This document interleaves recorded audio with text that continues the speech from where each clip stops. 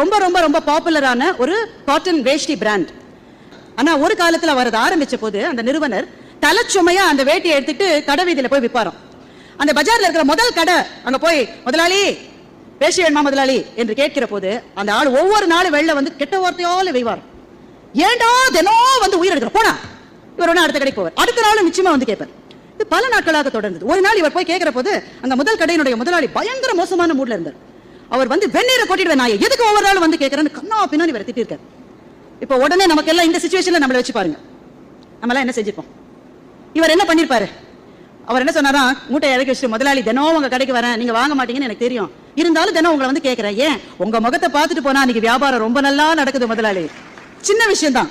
ஆனா தன்னுடைய ஈகோ தூண்டப்படுகிற போது கோபப்படாமல் அடுத்த மனிதர்களை தன் வசம் ஈர்க்கிறதை செய்வதற்கு உங்களுக்கு என்ன தேவை? அவமானங்களை விழுங்குகிற சக்தி நமக்கு தேவை.